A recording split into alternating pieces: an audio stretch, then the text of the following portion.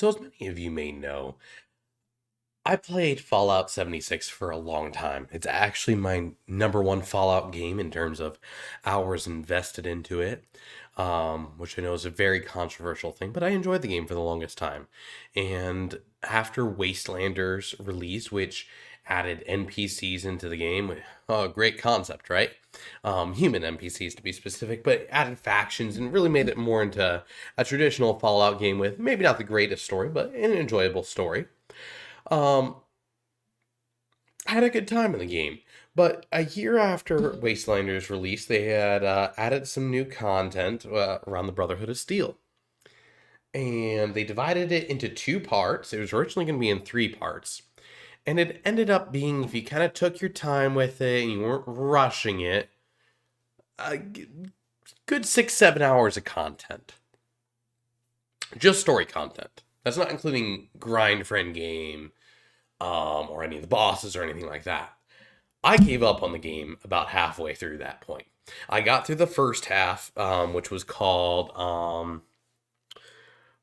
Fractured Steel or something like that. And it's the first half of the story. And then they had the second half, Steel Rain, where you choose a side in the factions of the Brotherhood of Steel, and you go from there. And they had added finally perk loadouts, and I was able to redo my loadout, so I finally wasn't just this mismatched perks here and there and everywhere, because before it was a pain to change your loadout. And so eventually I just gave up because I redid my loadout into a bow build, which was the bows were introduced into Wastelanders. I had several 3-star legendaries, which are at the top in the game. And I didn't have a refined build. I didn't have a perfect build, but I had everything built in a way that would benefit from it. And I started the Steel Rain story content, and immediately I get killed over and over and over again by these leveled enemies because of their one Wasteland update they released, where it made basically everything leveled to you, but just in terms of insane amounts of health, you do little damage to them. Now, I was sick of it, and so I posted this whole random rant on Twitter. It was so dumb, but I was sick of it. I love the game. I've supported the game for the longest time, and I still keep up on news in the game. I follow Juicehead, and I follow Innovative Survivalist, and there's a lot of mess that's happened in Fallout, and maybe I'll cover that in this video. Um, but I saw today some news that might actually get me somewhat interested in the game again, and that's this little article from GameRanks. Um, and that is Double 11 is working on new content for Fallout 76. So, it turns out that the game developers of, I believe it's Rust, they run Rust. They helped make Rust, or maybe the main developers behind Rust, I'm not sure, are now working on content for Fallout 76 that they are planning on releasing later in 2022. Why does this interest me? Well, one, about a year ago, the lead developer, the guiding head of the project, ended up leaving, and we've never heard word, as far as I can tell, of who the current game director is. And Fallout 76 has been in a rough state for probably since the release of Wastelanders. They got a lot together and they did a good job with Wastelanders, and I'm really impressed with what they were able to put together. However, since that point, all they've done is add some new events, and I don't think one single roadmap that they have released for this game has been on time. There are things that are still from the 2020 roadmap that have still not been added in, and it's March 2022. There's definitely some from the 2021 roadmap that have not been added in. And so, now they're bringing in outside help to work on the game. Now, some might look at that as a point of discouragement. I actually am very encouraged by that. I see a lot of good potential in this. Why? Fallout 76 as a base game has a very enjoyable gameplay loop. The combat is rather enjoyable. Camp building is fantastic. There's a lot of creativity there. I'm a housing nut in ESO. I love seeing what you can do with endgame housing, camp building in the game. I loved how well it was done.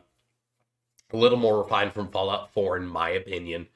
Even if Fallout 4 had a little more freedom with it, I felt like Fallout 76 was a little more refined and streamlined. It made a lot of good updates to the base Fallout Bethesda formula.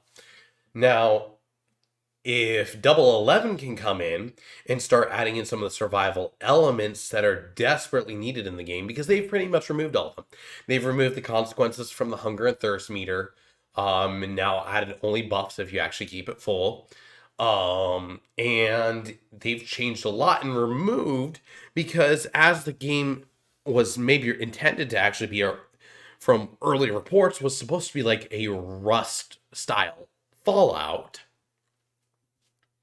Now what they might actually be able to do is bring the Rust developers in and finally make Fallout 76, what is it now? 4 years? It launched back in 2018. 4 years after release of this game, they might finally be able to make a survival Fallout game, which, at least for me, is something I would really like to see. Survival games are really enjoyable. They are very solid. Tend to be very solid. I've enjoyed Conan. I've even enjoyed Rust to some degree or another. I've enjoyed probably more. I've probably spent more time watching Rust content than I have actually playing it. But Conan Exiles, 7 Days to Die. There's tons of great survival games out there, and so if they can turn an existing IP like Fallout into a survival game and more of a survival game, I think they could have something very good on their hands. So it gives me hope that they're finally doing something. It's taken forever. It's taken way longer than it ever freaking should have. But they're doing something. And so for me, that's encouraging. I find a lot of encouragement in it, and I'm trying to look at the bright side of it. And so, according to the update from their website, Double 11 claimed to have begun speaking with Bethesda back in late 2020 and have been working on a host of exciting new content that will be enjoyed by a passionate community of fans later in 2022. If they've been working on it since, let's say they began talking in 2022, began working in 2021, they've had a year, they'll have had at least a year and a half to work on this content by the time it's released. So I'm interested to see how it ends up. They've got a long-term plan for this game, but if they don't step up the content, we're going to see some serious problems. All that's on the roadmap right now for 2022 for Fallout 76 is events, which the game needs new events, but they're limited time events, events that'll come in for a short time. And so if they're able to create longer form content, maybe change the base adventure mode into a more survival style thing, and then keep your private worlds as more of a traditional thing where you can edit those settings, I think that's going to be the way to go. I honestly think Bethesda has no clear direction for this game right now. And I'm hoping that this is a sign that they're finally getting some. Because they have tested out in the 4 years, 3.5 years that Fallout 76 has been out, they have tested a number of things. And in my opinion, the two things that really worked were the initial atmosphere of the game. You had a very clear post-apocalyptic feel, just a lack of content. Wastelanders brought a buttload of content, but nothing to sustain it after it was set. And so right now what you have in the game is you have a massive amount of players with nothing to do and tons of endgame gear. So you either have to design these encounters to be accessible in a way for everyone. As they tried to do with one Wasteland, and I think the game needs a serious balance pass. They kind of finally did a balance pass, I think, in the past 3 months, and it was the first real balance pass they did since ever. They'd really never done a full balance pass in the game. And from what I understand, with the release of Expeditions this year, which is going to be... Expeditions is something that I'm looking forward to as a possibility. It might get me to reinstall the game. You get to go to the pit and other locations outside of Appalachia. And that could be interesting. But what we're already seeing in the files is they're creating a grind around it. In Fallout 76, if one word can define it, it's a grind. And that's not what you want. For an MMO, yes. And in many ways, Fallout 76 is an MMO of sorts. It's just one that they've never known what to do with, and there's never been a clear direction on.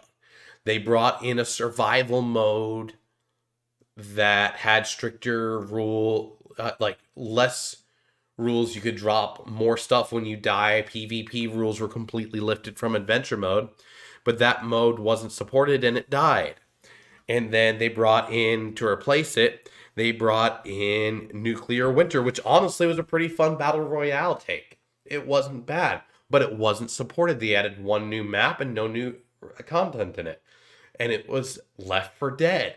And then, because it was Left 4 Dead, they saw many people weren't playing it. So they brought in these massive private worlds where you would have different settings adjusted. And you can control the settings and you can leave camps there. But those aren't popular at all because they're locked behind the Fallout First subscription. And they're actually doing worse than the Battle Royale was doing. So if Bethesda can get their act together on this, and I think Microsoft's kind of pushing them to, and if Double 11 can bring some good content to the game, I think there's actually some hope for the future of Fallout 76. Hope you guys like this content. We're going to try some more content like this in the future. Hopefully more this week. Catch you later. Bye.